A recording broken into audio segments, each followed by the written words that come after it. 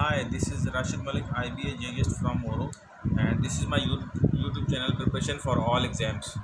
So मुझे इस तरह की एक फिगर किसी स्टूडेंट ने भेजी थी और इसका जो है एरिया मालूम करना है। तो सबसे पहले मैं क्वेश्चन रीड कर लेता हूँ। What is the area of the figure. अब फिगर कुछ यूँ बनी हुई है और फिगर में भी कुछ ऑप्शन दिए गए हैं। ए में है 52 centimetre square, 36 centimetre square, 57 centimetre square and 40 centimetre square.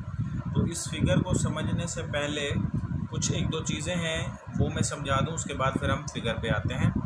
अब एक 4 साइडेड फिगर होती है इस तरह, जिसकी आमने सामने वाली साइड्स बराबर होती हैं, उसे हम कहते हैं रेक्टेंगल।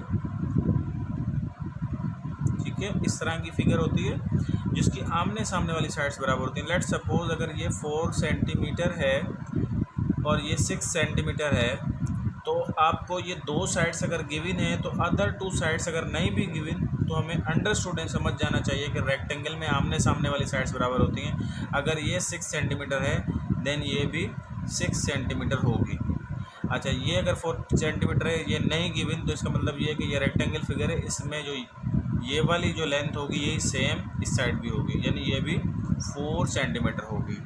तो कुछ इसी तरह की हमारे पास एक फिगर है, लेकिन ये थोड़ी सी चेंज है इससे पहले आपको ये रेक्टेंगल की चीज़ें अपने जहन में रखनी होंगी। ये सारी चीज़ें यहाँ पे अप्लाई होंगी।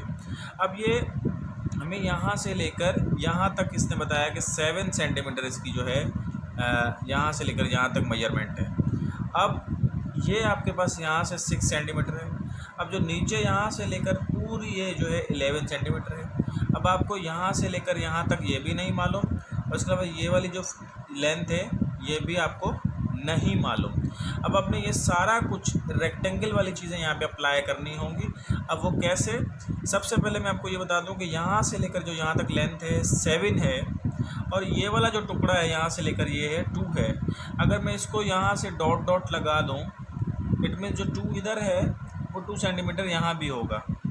ठीक है, अब ये यहाँ से देख के यहाँ तक जो है वो 7 सेंटीमीटर है, तो यहाँ से लेकर यहाँ तक 7 होना चाहिए, जिसमें से ये 2 है, तो ये आपका हो जाएगा 5 सेंटीमीटर। ठीक है, अब आपका देखिए कि ये 7 सेंटीमीटर है, तो ये भी आपका 7 सेंटीमीटर हो गया।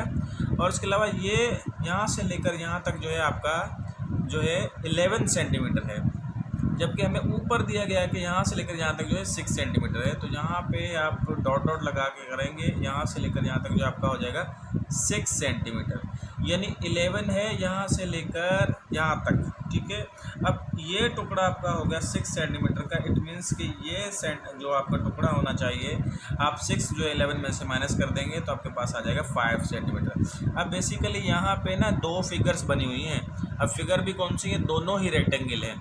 अगर मैं इसके ऊपर फॉर एग्जांपल स्केल रख देता हूँ ऐसे, तो आप देखें आपको एक रेक्टेंगल नज़र आ रहा होगा 7 सेंटीमीटर का, और ये भी 7 सेंटीमीटर हो गया, ये 6 है तो ये भी 6 है। ठीक है, और अगर मैं छोटे फिगर आपको दिखाऊँ, इसके ऊपर हाथ रख दूँ, तो आपको ये छोटी फिगर नज़र आ रही होगी ऐसे ऐसे ऐसे। ठीक है, ये भी रेक्टेंगल है, यानी ये 2 सेंटीमीटर है, ये 5 है, तो ऊपर वाला भी ये भी आपका 5 सेंटीमीटर होना चाहिए।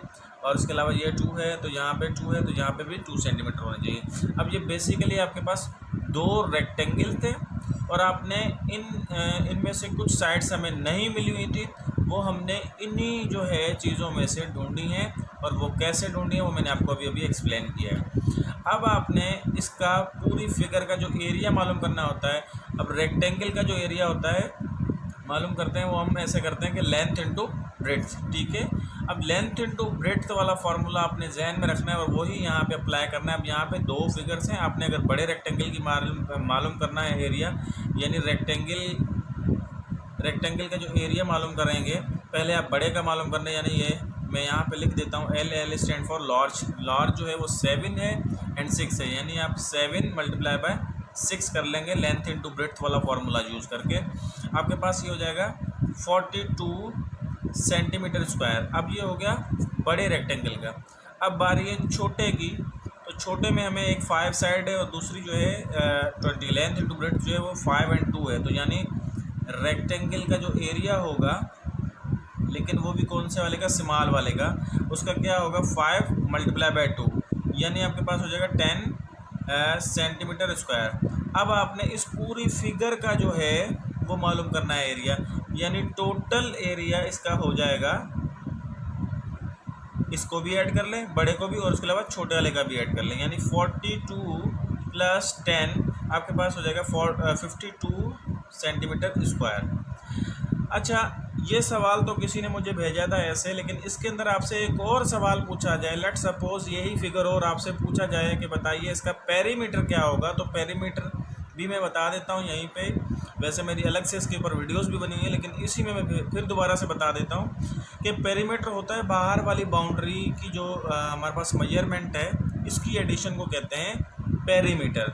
तो यहाँ पे पेरीमीटर जो है वो किसके बराबर होगा, आप एक एक साइड करके लिखते जाएंगे। फॉर एग्जांपल मैं यहाँ से शुरू करता हूँ, यहाँ से लेकर यहाँ तक साइड है 7, तो हम यहाँ पे लिखेंगे 7। उसके बाद आप यूँ चले जाएंगे राइट साइड 6, यहाँ पे 6 लिखें। फिर यहाँ से नीचे आ जाएंगे। अब ये साइड गिवन नहीं थी, मैंने खुद निकाल लिए, यहाँ से आपको पहले एक्सप्लेन करके बताया था कि ये 5 कैसे आई। उसके बाद फिर आप यहाँ से राइट चले जाएंगे, फिर आपने 5 देना है यहाँ पे। फिर यहाँ से आप नीचे आएंगे तो आपने फिर यहाँ पे 2 देना है, क्योंकि यहाँ पे 2 गिवन है ऑलरेडी। उसके बाद आपने फिर इस साइड आ जाना है यहाँ तक, ठीक है। और ये यहाँ से लेकर यहाँ तक जो है नीचे ऑलरेडी हमारे पास गिवन है कि ये 11 सेंटीमीटर है, देन 11 सेंटीमीटर आपने यहाँ पे लिखना है। अब आपने इनको सिंपली ऐड कर देना है, 7 और 6 हो जाएगा 13, एंड 13 और 5 18, 18 और 5 23, 23 एंड 2 25, एंड 25 और 11 आपके हो जाएंगे 36 सेंटीमीटर। देन पेरीमीटर आपका कैसे निकाला कि 36 सेंटीमीटर आपने सम ऑफ ऑल साइड्स कर दी, बाहर वाली जो भी साइड्स थी उनको ऐड कर दिया, ये हो गया आपका पेरीमीटर। तो इस तरह की जब भी आपके सामने फिगर्स आ जाएं तो आपने सबसे पहले स्क्वायर और रेक्टेंगल अपने जहन में रखना है। ये जो फिगर आई है इसके अंदर फिगर ये एक ही बनाई है, लेकिन ये 2 फिगर्स को ज्वाइंट किया हुआ है और दोनों ही रेक्टेंगल्स हैं, और रेक्टेंगल के फार्मूले मैंने यहाँ पे लिखे हैं, ये आपने जहन में रखना है। यही चीज़ें यहाँ पे अप्लाई करके अपने एरिया निकाल लेना है। तो उम्मीद करता हूँ कि ये जिसने भी मुझे क्वेश्चन भेजा है उसको समझ में आएगा, और उसके साथ साथ दूसरों को भी ये क्वेश्चन समझ में आया होगा। अब जिस किसी ने भी मेरा चैनल लाइक नहीं किया है तो प्लीज़ लाइक करें, शेयर करें और सब्सक्राइब करें, ताकि मेरी हर आने वाली वीडियो आप लोगों को बआसानी मिल सके। थैंक यू, अल्लाह हाफिज़।